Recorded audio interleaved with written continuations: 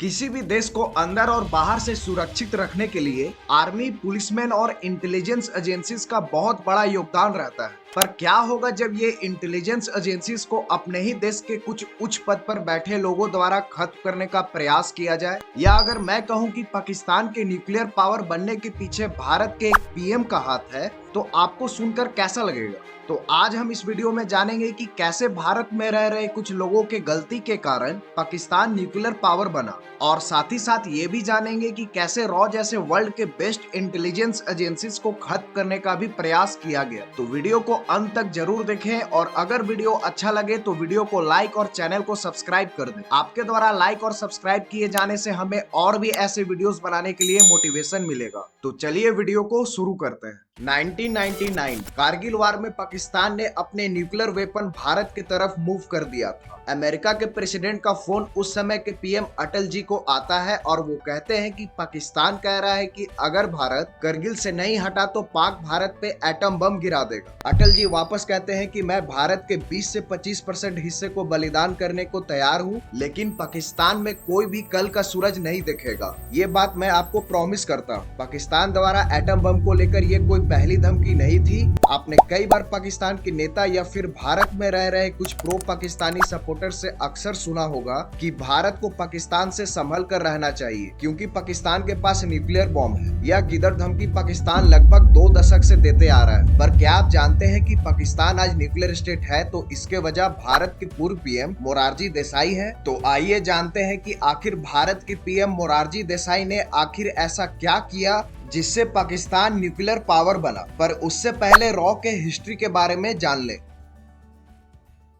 आपने अगर Tom cruise का मिशन इम्पॉसिबल फिल्म या अक्षय कुमार की बेबी मूवी देखी होगी तो स्पाई एजेंट्स कैसे होते हैं और उनका काम क्या होता है, थोड़ा बहुत तो आप जानते होंगे। तो आइए आपको रियल और रियल लाइफ के एजेंट्स के बारे में डाउट्स को क्लियर करते हैं। 1960 वो दशक था जब भारत को दो युद्ध का सामना करना पड़ा था। 1962 में चीन के साथ और 1965 में पाकिस्तान के साथ। दोनों युद्ध हमने बहुत बहादुरी से लड़ा, जिसमें एक में जीत मिली तो एक में हार। चीन से हार की वजह तो कई थी, पर उसमें एक कारण था इंटेलिजेंस फेलियर का। भारत को चाइना के प्रिपरेशन के बारे में कोई अंदाजा ही नहीं था। तब भारत और भारत के बाहर इंटेलिजेंस कलेक्ट करने का काम आईबी के जिम्मे था, और 1962 के इंटेलिजेंस फेलियर ने भारत को नए रूप से सोचने के लिए मजबूर कर दिया था। 1962 और 1965 की लड़ाई से सीख लेते हुए इंदिरा गांधी ने पहली बार एक ऐसा एजेंसी की बात सोची जो भारत के बाहर भारत के खिलाफ हो रहे षड्यंत्रों का इंटेलिजेंस गैदर करने का काम करे। वो CIA, मोसाद और केबीजी के जैसे एक एजेंसी बनाने के बारे में सोच रही थी, और उनके इस सोच को पूरा करने के लिए उन्होंने उस समय के आईबी के डिप्टी डायरेक्टर RN काउ को चुना। काउ एक एक्सीलेंट स्पाई थे।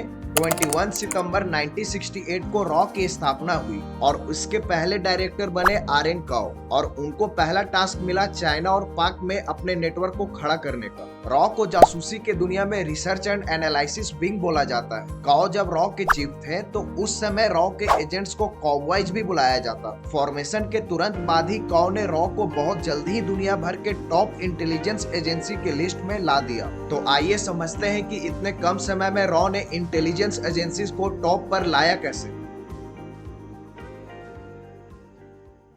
1956 में भारत ने अपना पहला परमाणु रिएक्टर बना लिया था और 1964 में प्लूटोनियम संवर्धन की कला भी हासिल कर ली थी। 1965 वार के बाद पाकिस्तान को अंदेशा हो गया था कि भारत एटम बम बनाने में लग गया है, और अगर शुद्ध हिंदी में समझे तो पाकिस्तान को इससे जलने लगी थी। 1965 के भारत पाकिस्तान युद्ध के बाद उस समय पाकिस्तान के विदेश मंत्री जुल्फिकार अली भुट्टो ने परमाणु हथियारों के विकल्प की पैरवी करना शुरू किया, और उन्होंने यहाँ तक कहा कि अगर भारत बम बनाता है तो हम घास या पत्ते खाएंगे, भूखे भी रहेंगे, लेकिन हम अपना बॉम्ब जरूर बनाएंगे। हमारे पास और कोई विकल्प नहीं है। और देखिए, ये दशकों पुराने भुट्टो के शब्द हाल ही में भविष्यवाणी बन गए। आज पाकिस्तान के पास परमाणु बम है, पर उनके लोग आज भूख से मर रहे हैं। अक्टूबर 1965 में भुट्टो ने अंतर्राष्ट्रीय परमाणु ऊर्जा एजेंसी के बैठक में भाग लेने के लिए वियना का दौर किया। वहां रहते हुए उन्होंने मुनीर अहमद खान और इंटरनेशनल एटॉमिक एनर्जी एजेंसी में काम करने वाले कई पाकिस्तानी वैज्ञानिकों से मुलाकात की। पाकिस्तानी वैज्ञानिकों ने भुट्टो को भारतीय परमाणु कार्यक्रम के तेजी से हो रहे विकास के बारे में जानकारी भी दी। एक तरफ जहां पाकिस्तान एटम बम बनाने के लिए अपना हाथ पैर मार रहा था, तो वहीं बहुत ही गोपनीय तरीके से भारत ने 1974 में ऑपरेशन स्माइलिंग बुद्धा पूरा कर लिया था और भारत न्यूक्लियर स्टेट बन गया था। इस ऑपरेशन की सिक्रेसी रॉ के जिम्मे में थी। रॉ को अब 6 वर्ष हो चुके थे और रॉ ने पाकिस्तान में अपना एक पूरा बड़ा नेटवर्क खड़ा कर लिया था। रॉ ने 1971 के वार में बांग्लादेश बनाना और सिक्किम को भारत से जोड़ने में बहुत बड़ी भूमिका निभाई थी। 1971 की वार में पाकिस्तान को 2 टुकड़ों में रॉ ने कैसे बांटा था, इसे जानने के लिए आप हमारा यह वीडियो देख सकते हैं। इसका लिंक नीचे डिस्क्रिप्शन में दिया हुआ है।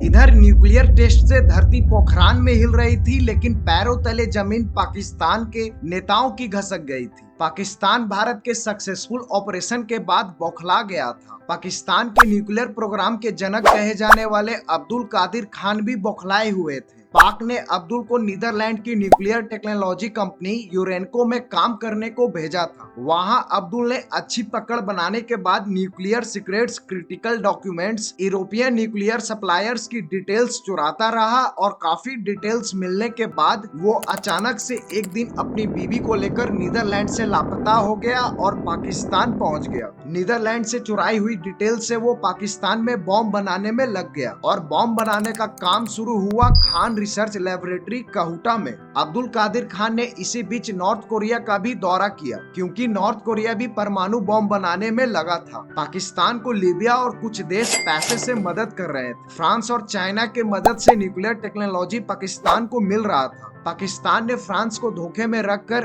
उनसे टेक्नोलॉजी को ले रहा था, पर बाद में फ्रांस को जब सच्चाई पता चला तो फ्रांस ने अपना हाथ इससे हटा लिया। लेकिन चाइना सब कुछ जानने के बाद भी पाकिस्तान की एटम बम बनाने में मदद करता रहा। रॉ पाकिस्तान की इन गतिविधियों पे बारीकी से नजर रखा हुआ था। तो आइए जानते हैं कि रॉ ने पाकिस्तान द्वारा बनाई जा रही न्यूक्लियर बॉम्ब के साइट को कैसे ट्रेस किया। इधर भारत में भी बड़ा राजनीतिक उथल पुथल मचा हुआ था। इंदिरा गांधी ने 1975 में इमरजेंसी लगा दी थी। इमरजेंसी खत्म होने के बाद 1977 में चुनाव हुए और इंदिरा गांधी बुरे तरीके से हार गई और सरकार बनी जनता पार्टी की और पीएम बने मोरारजी देसाई। पाकिस्तान के जनरल खान ने पाकिस्तान में तख्ता पलट किया था और वो कई देशों के प्रमुखों से रेगुलर टच में रहता था, ताकि बाकी देश उसकी शासन को मान्यता दे दे। वो भारत के भी पीएम मोरारजी देसाई से रेगुलर फोन पे बातचीत करते रहता था। मोरारजी देसाई गांधी जी के बहुत बड़े फॉलोवर थे और वो रॉ जैसी संस्थाओं की जरूरत को व्यर्थ समझते थे। साथ ही उनको ये भी शक था कि रॉ ने इमरजेंसी में विपक्ष के नेताओं की जासूसी की थी। इधर पाकिस्तान में रॉ और मोसाद मिलकर पाक के न्यूक्लियर साइट को ढूंढ रहे थे, पर वो कहाँ था किसी को भी पता नहीं था। कहूटा में रॉ के एजेंट्स को शक था कि यहाँ बॉम्ब बन रहा है, लेकिन उसका कोई पुख्ता सबूत नहीं था। रॉ के चीफ काओ जब शुरुआत में कहूटा के ऑपरेशन के बारे में मोरारजी देसाई को बताने गए थे, तो देसाई ने उनकी एक ना सुनी और तो और ये पाकिस्तान का अपना मामला है ये कहकर रॉ को उनसे दूर रहने को कहा। वो इतना पे ही नहीं रुके और रॉ के बजट को 30 से 40% तक कम कर दिया, जिससे नाराज होकर काओ ने रिजाइन कर दिया था। दूसरे चीफ बने शंकरन नैयर और वो भी कुछ ही महीनों में मोरारजी से नाराज होकर रिजाइन कर दी। खैर रॉ का काम पाकिस्तान में चलता रहा और रॉ ने कहूटा में 30 से 40 लोगों पे पैनी नजर रखी हुई थी। इसमें से सब साइंटिस्ट और इंजीनियर थे। काफी स्टडी करने के बाद रॉ को एक आइडिया आती है और वो कहूटा में खान रिसर्च लेबोरेटरी के पास एक सैलून में आना जाना शुरू करते हैं। इस सैलून में लेबोरेटरी के स्टाफ और साइंटिस्ट बाल कटवाने आते थे। चुपके से रॉ के एजेंट्स उनके कटे हुए बालों को सैंपल्स के तौर पे ले लेते हैं। उसी में से एक बार न्यूक्लियर साइंटिस्ट बाल कटाने आते हैं और फिर रॉ के एजेंट्स उसकी भी कटे हुए बाल ले लेते हैं और सभी बालों को भारत जांच के लिए भेज देते हैं। जांच करने के बाद उन बालों में रेडिएशन की भारी मात्रा पाई जाती है। जांच के नतीजा रॉ को चिंतित करने वाला था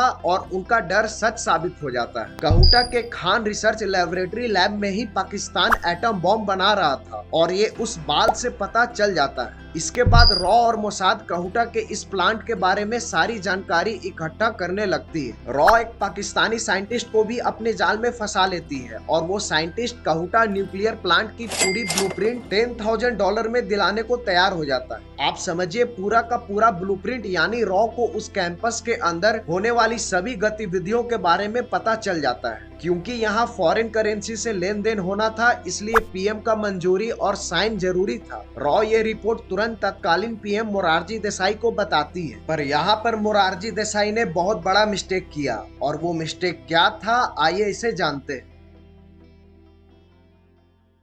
उस समय के रॉ के चीफ NS संतुक ने ये बात जब मोरारजी देसाई को बताई कि पाकिस्तान एटम बम कहूटा में बना रहा है और उस लेबोरेटरी के ब्लूप्रिंट लेने के लिए डॉलर में सैंक्शन करवाना है, तब पीएम मोरारजी देसाई इसे नकार देते हैं और फिर अपनी पुरानी बात दोहराते हैं कि ये उनका पर्सनल मामला है। पर रॉ जानती थी कि एक पाकिस्तान जैसे सनकी देश के पास ऐसा वेपन आ जाएगा तो वो भारत के लिए बहुत बड़ा खतरा था। फंड्स डिनाई होने के बाद रॉ अगले ऑप्शन ढूंढने लगती है और फिर मोसाद मदद के लिए आता है। इजराइल कहूटा को बॉम्ब से उड़ाने के लिए तैयार हो जाता है। इजराइल पहले भी ऐसे ऑपरेशन ईरान में कर चुका था, लेकिन एक मुश्किल आ रही थी। इजराइल के पास कोई वैसा प्लेन नहीं था जो एक बार की उड़ान में उतनी दूर डायरेक्ट कहूटा पे हमला करके वापस लौट जाए। इसलिए इजराइल भारत में किसी एयरबेस पे रिफ्यूलिंग के परमिशन मांगती है। रॉ ने इजरायली विदेशी मंत्री और पीएम मोरारजी की एक गुप्त मीटिंग रखवाती है, लेकिन देसाई ने हवाई हमले में कहूटा न्यूक्लियर प्लांट को नष्ट करने के लिए इजराइल की योजना को भी विफल कर देते हैं। बात यही समाप्त नहीं होती है। मोरारजी जी इतिहास की सबसे बड़ी भूल करते हैं। दुनिया के इतिहास में इतनी बड़ी गलती शायद ही कोई पीएम ने किया होगा। आप इसे मूर्खता भी कह सकते हैं। हमने आपको वीडियो के शुरुआत में मोरारजी और पाकिस्तान के बीच रेगुलर कोर्टसी कॉल के बारे में बताया था। इसी दौरान एक दिन पाकिस्तान से जनरल जियाउल हक का फोन आता है। बातचीत में मोरारजी पाकिस्तान जनरल से कहते हैं कि जनरल साहब, हमें आपके न्यूक्लियर ठिकाने के बारे में पता है, आप जो कर रहे हैं वो ठीक नहीं है। कहा मोरारजी देसाई उनको गांधी जी के प्रिंसिपल पढ़ा रहे थे और वो जनरल जिहाद का सपना देख रहा था। मोरारजी जी के बातों से जनरल के कान खड़े हो जाते हैं और वो चौंक जाता है कि आखिर भारत के पीएम को इतनी गुप्त तरीके से चल रहे ऑपरेशन के बारे में कैसे पता चल गया। इस जानकारी का दुष्परिणाम ये हुआ कि पाकिस्तान अलर्ट हो गया और पाकिस्तान की ISI और आर्मी मिलकर कहूटा सहित पाकिस्तान में रॉ एजेंट्स को पकड़ पकड़ के मौत के घाट उतार दिए। 10 वर्षों से खड़ा किया गया नेटवर्क कुछ ही दिनों में खत्म हो जाता है। दर्जनों एजेंट्स को टॉर्चर कर मार दिया जाता है। एक गलती ने पूरे रॉ के नेटवर्क को तो बर्बाद किया ही, पाकिस्तान भी अलर्ट हो जाता है और न्यूक्लियर प्रोग्राम को डिले कर देता है। एक